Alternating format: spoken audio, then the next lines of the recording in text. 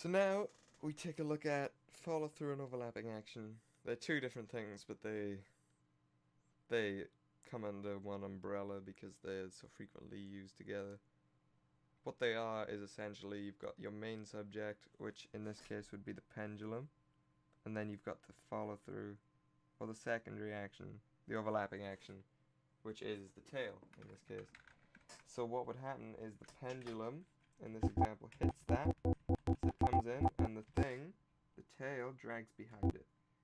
That's the follow through. Well, that's the overlapping action, where it drags behind it because that's how things work, and then when it hits it, it needs to go somewhere, so it wraps around, maybe a little too slowly, but it wraps around like so, and then it would come in and it would, swing the other direction and come to a stop. That's essentially what follow through and overlapping action is. When you've got appendages or something else, say a character runs into like a chest high wall. So he would run, he would stop dead when he hits the wall, but his head and his arms would continue over the wall, and he would get whiplash, and he would probably hit the wall with his face, because that's how that works. But it's a way of portraying appendages and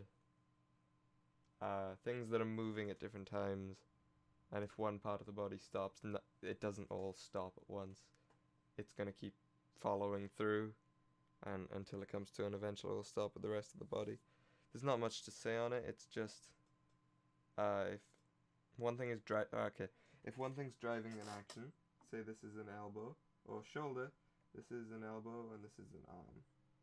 Okay, this is what you get when you pay nothing for an animation course. You get these kind of drawings. But if I were to bring this out, like I was gonna move it, like say he was moving his elbow up, this would drag. Okay, that would drag until it got to where it wanted to be, and then this stops, so this one stops, and then this one continues to drag until it's up here and where it needs to be. Because just because this is stopped, it doesn't mean this is going to stop, and then when this stopped, it doesn't mean this is going to stop.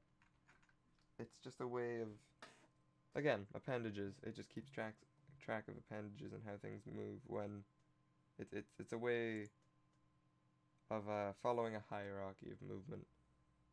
That's essentially what it is. Think a snake. If you were to wiggle a snake around by its head, and it creates that wavy motion, that's what it is. It's just the wavy motion.